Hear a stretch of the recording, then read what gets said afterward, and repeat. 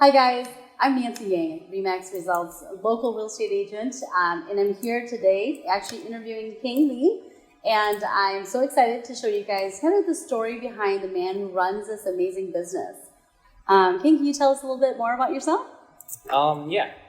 Thank you, Nancy, for coming here, giving me the opportunity to be on your interview. Absolutely. Greatly appreciate it. I'm the owner of Roseville Auto and Marine. I've owned it since August 2020. The business has been around since 1985. Wow. Just a little bit about my background. I grew up in Minneapolis. I always loved to do hands-on stuff. So I find it fit that to repair things. Yeah, so you ended up here. Yeah. So I went into Dunwoody, graduated like in 2007. So Minnesota born and bred, huh? Yes. And so graduated out of automotive and went to a lot of dealerships. So Great. I came out of, I went to Subaru and basically went to two Nissan dealers. So you have years of experience working at the big shops then? I am about 17 years in experience. Wow. For automotive. That's awesome. So tell me a little bit about your business. Like, where are you guys located? What are some of the, services that you offer if someone was looking to come to your business? So we're located in Roseville, off of Oakcrest and close to Fairview. So we're not that far from Roseville. Awesome. What we offer here is we do automotive repair, trailer repair, and boat repair. So is there something that you specifically specialize in more, or you just I specialize in automotive. And automotive, okay. Trailers and boats. Obviously, if you have a boat, you need a trailer, so you're going to need repairs. Sure. All right, great. So you kind of do it all. Because as I walked in, I also noticed like an ATV or a UTV sitting there as well. Yeah. So looks like you also work on those too. Yep, I do minimal work on it. It's basically just the maintenance work, just like changing oil or replacing brakes or brake cables stuck or something like that. But okay. All right. Otherwise, I don't get too deep into it. Sure. It requires, with the amount of skills to do all these machinery, it takes a lot of skill set. I bet. 17 years of it, right? 17 years of automotive. Yes. Well, and then tell me, do you have a large workforce, a couple employees, or so do you do the brunt of the work? Or? I have 3 employees. It's hard to find employees. That is one of the biggest business struggles today. Oh, wow. Yeah, so, I've been hearing that a lot. Yeah. Just staffing challenges and everything.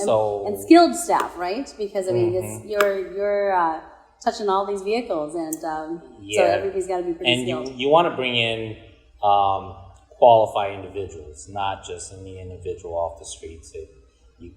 You have to perform work. Yeah, that's at the end of the day, my name is behind the job. Yeah. So. Yeah, and I saw a bunch of those certificates over in there, so in your office. So that's great.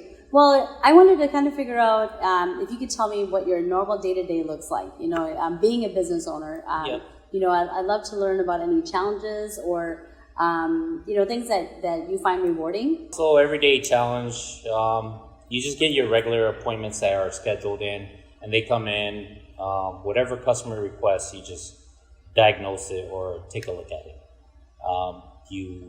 Sometimes you do get stuck. And as a business owner, your resource is very limited on help with repairs. So you just have to try to figure it out yourself. Wow. Okay. So what would you say is the average turnaround time? If I had maybe something wrong with my engine or maybe something wrong with my brakes, what's kind of an average turnaround time that people would expect coming to your business? With turnaround, that's why we schedule in appointments. I understand everybody needs their machinery, regardless if it's car, trailer, or boat. I try to give it a day turnaround or just a couple day turnaround. Okay. Yes. Yeah, that's really fast then. Again, parts dictate the turnaround time. The turnaround time. Yeah. Okay. Great. And then I know, it must have been a big decision, right, for you to decide to, instead of just being a mechanic working for another company, to really go into ownership on your own, right? So what are some of the challenges that you found when you were when you were starting that journey to own your own business? Because you bought it in a very intensive year. I mean, 2020 was an eye-opening year for very many reasons, yes. right? So you were really brave. 2020, a lot of business was closing down. Yes. Mm-hmm. Me, I don't know what I was thinking. I did the same thing. I became a licensed agent in 2009, and the real estate market had just crashed in 2008, and people are like, Nancy, what are you doing? I guess the biggest challenge, you struggle with, there's a lot of paperwork. Regardless if you're doing at home or trying to reconcile receipts here.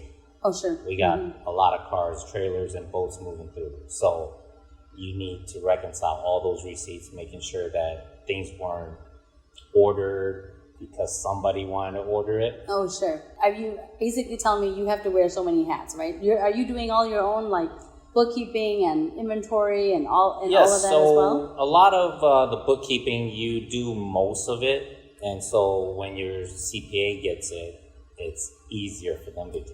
Sure. As far as being a business owner, business owner of an auto shop, you're the owner, president, service writer, receptionist, runner, janitor, and technician. So you have to be able to perform all these jobs along with just running the business itself. Are there certain kinds of cars you work on? You work on all of them? What would be like the perfect client for your shop here?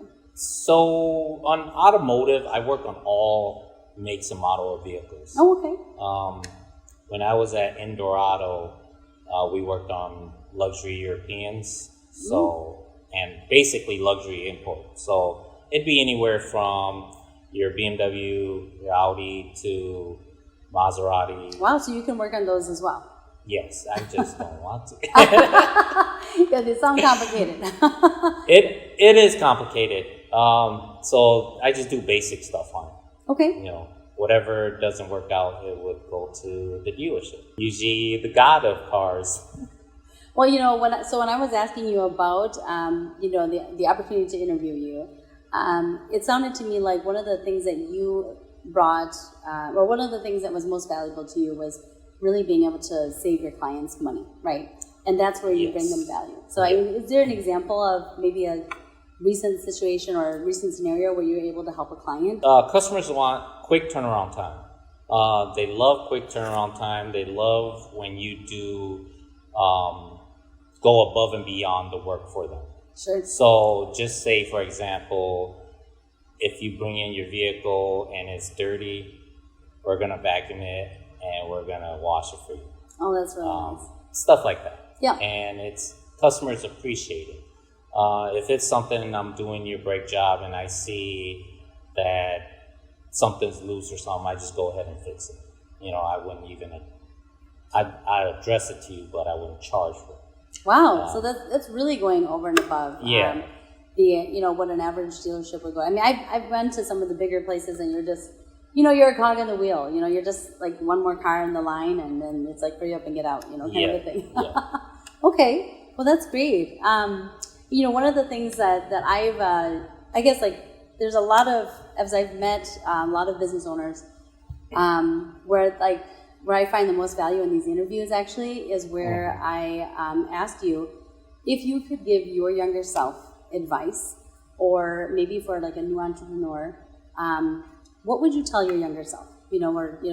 For someone maybe thinking about maybe not necessarily becoming even just opening their own shop like this, but getting into whatever field that they want to get into. What's something that you could tell them? Any advice that you could share? I think if my younger self, I would say learn as fast as you can and get started as fast as you can.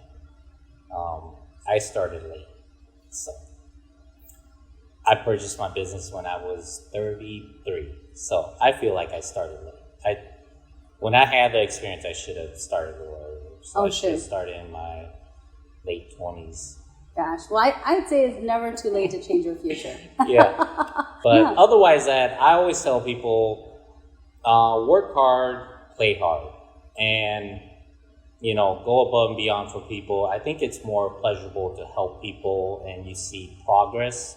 And Absolutely. at the end of the day, they're happy, you're happy, we're all good. All right, Keng, so what I really want to know is, what do you love most about your business? What I love most about my business is basically being able to help customers.